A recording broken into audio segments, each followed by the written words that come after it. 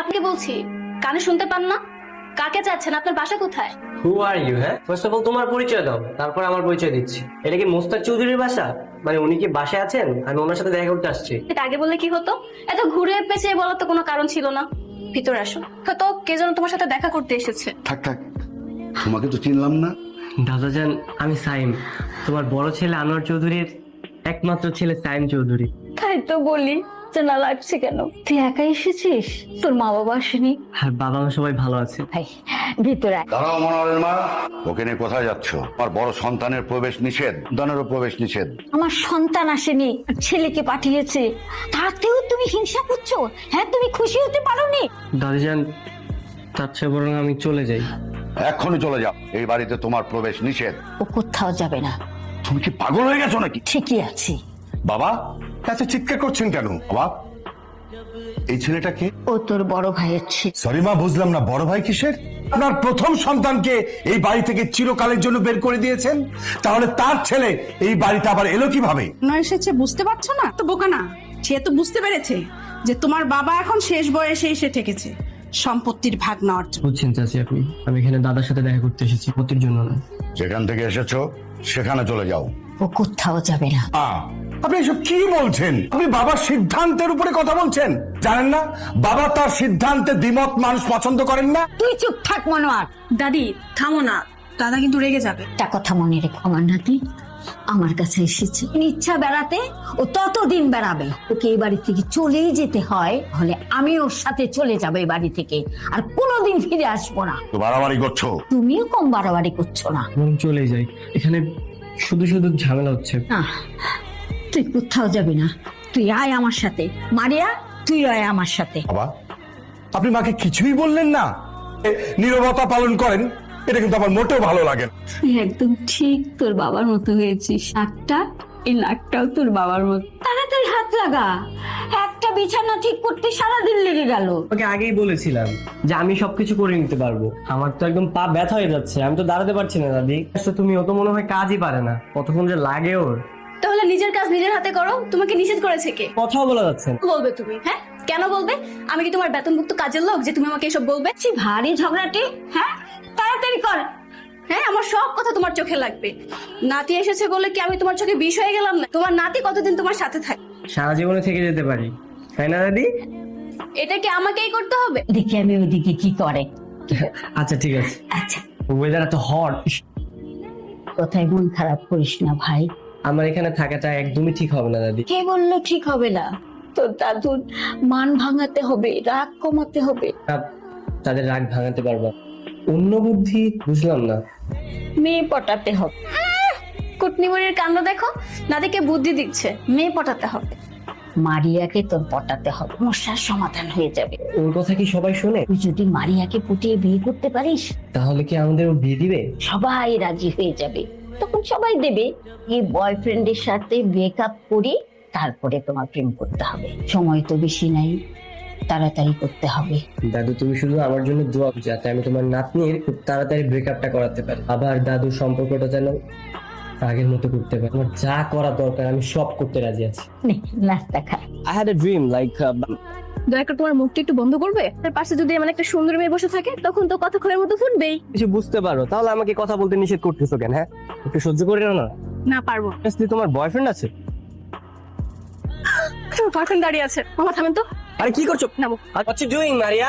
ওই ছেলেটা কে? আমার ভাই হয়। না না, কেমন যেন সুন্দর সুন্দর লাগতেছে। Here I am, bro. মারিয়ার ভাই। আমি তাহলে বাসায় গিয়ে দাদাজানকে বলে দিই, তাই না? আমি যখন কোচিং শেষ করে বাসায় ফিরবো, তখন দুজনে একসাথে বাসায় ফিরবো। এই বাড়ি থেকে কিভাবে বিদায় করবে সেটা কিছু ভেবেছো? নামে এবং নিজের মেয়ের নামে সম্পত্তিগুলো লিখেন। দেখবা সম্পত্তি এমনি আমাদের কাছে চলে আসবে। শুনো, আমি না কোনো রিস্ক নিতে চাই না। তাহলে আজকে আবার বাবার সাথে এই বিষয় নিয়ে কথা বলবো। আর সবকিছু লিখে নেওয়ার ব্যবস্থা করো। কল দিয়ে আর কোনো লাভ নেই, আমি ছাড়া তোমার জন্য আর কেউ ওয়েট করবে না। তুমি এখানে আসছো কেন? আরে রাস্তায় একা একা কি দাঁড়িয়ে থাকা জানি?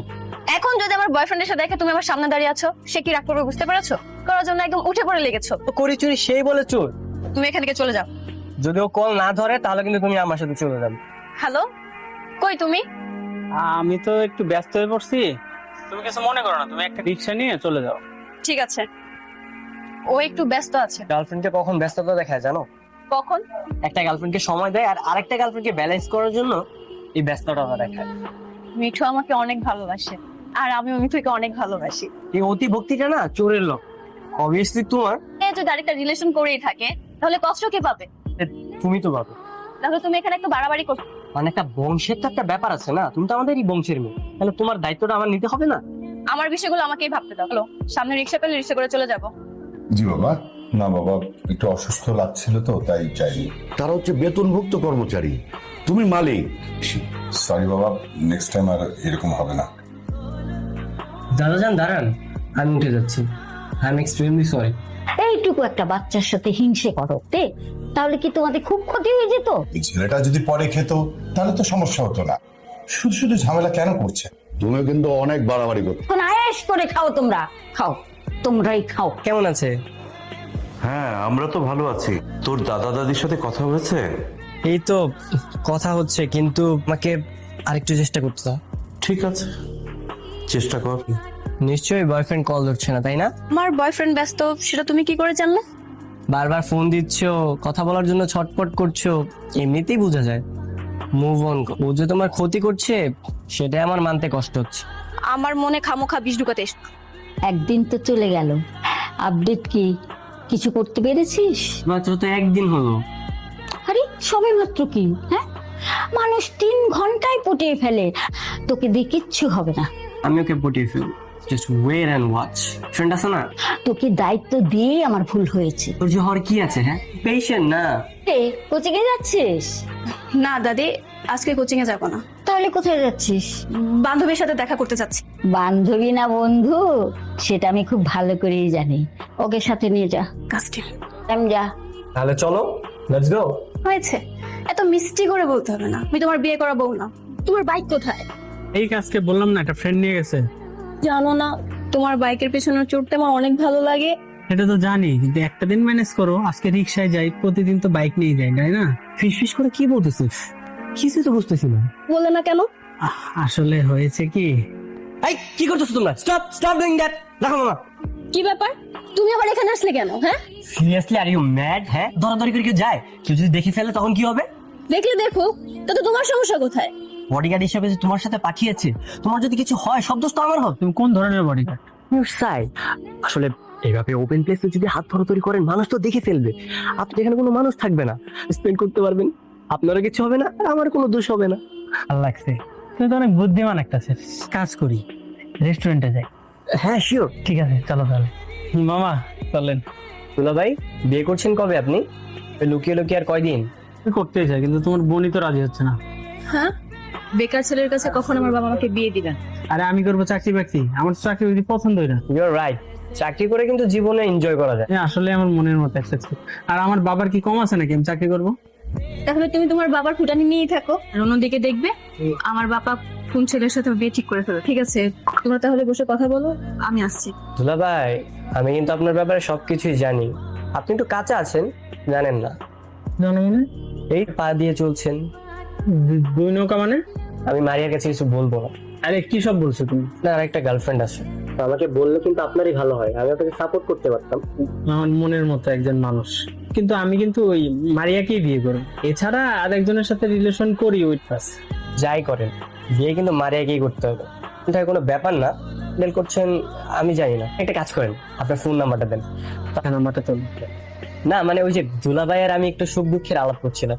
আচ্ছা শুনুন, আমাকে একটু তাড়াতাড়ি বাসা যেতে হবে, বাবা বারবার ফোন করছে। নাম শুনুন একটু, তাহলে আমরা আজকে উঠে পড়ি, অন্যদিন দেখা করবো। আচ্ছা ঠিক আছে, চলো।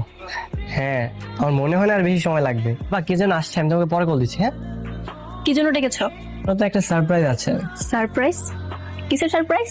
Just wait a moment. হ্যাঁ, বাট তার আগে প্রমিস করতে হবে, তুমি কিন্তু কান্না করতে পারবে না। এই কি জন্য ডেকেছো সেটা বলো। তুমি যে বলেছিলে ওই যে একটা ছেলে, কি রে নাম, মিঠু, ও তোমাকে অনেক ভালোবাসে, তাই না? হ্যাঁ, মিঠু তো আমাকে অনেক ভালোবাসে, আর আমিও ওকে অনেক ভালোবাসি। রিয়া, ও কোথায় আছে? কি হয়েছে? ও আমাকে টেক্সটে সব জানিয়ে দিয়েছে। তোমাকে ও যা বলেছে তুমি তাই বিশ্বাস করেছো? তা না হলে কি করব? তোমাকে এখনই দেখাচ্ছি। একটা মিনিট, আমি একটু কথা বলে আসি। হ্যাঁ মিঠু ভাইয়া, আপনি কোথায় আছেন? রিয়াকে যেটা বলেছি সেটা বল। আপনি দুইটাই বলেন, কোনো প্রবলেম নাই। আমার আরেকটা গার্লফ্রেন্ড নিয়ে রেস্টুরেন্টে আসছে, কিন্তু মারিয়াকে বলেছি আমি বাবার সাথে তার বন্ধুর বাসায় গেছি। দুই দিকে চালাতে পারেন।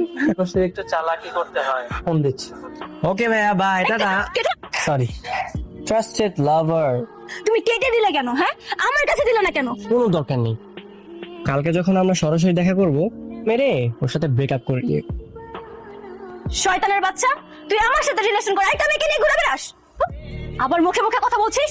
হ্যাঁ, আমি তোর মতো ছেলের সাথে রিলেশন করছি, আমার ভাবতেই ঘৃণা লাগছে। কি হলো এগুলো? সরি ব্রো, অ্যাকচুয়ালি যতই হোক মানে রক্তের সম্পর্ক তো আগে, তাই না? এই, তুই কি ভেবেছিস? হ্যাঁ, ও আমার কাজিন হয়ে তোকে সাপোর্ট করবে?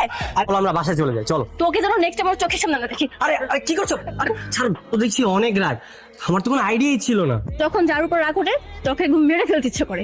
অপছন্দের কেউ এভাবে চোখের সামনে ঘোরাফেরা করছে, সেটা দেখতে খুব অড লাগে মা। বৌমা তুমি চুপ করো। তোকে বলে দিও সীমা যেন লঙ্ঘন না করে। খবর কি পটাতে পারলি? না দাদি, এখনো পড়াতে পারিনি। হাত ধরাধরি করে আসলি, হাসাহাসি করলি, সেটা কিভাবে?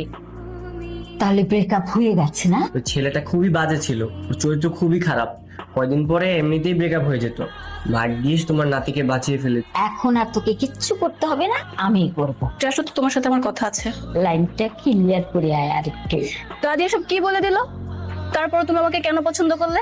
যদি বাটপার না হতো আমার বাবা মা কখনোই তোমাকে মেনে নিবে না।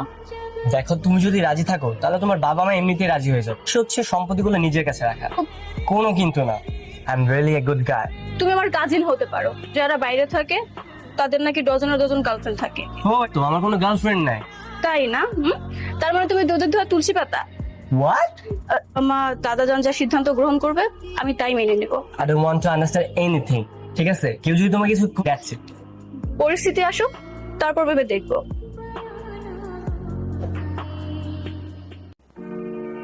একজন আরেকজনকে পছন্দ করে এসে আমার হাত পা ধরে বলল যে আমি যেন ওদের বিয়ের ব্যবস্থা করে দিই। বিয়ে হলে তো ভালোই হয়।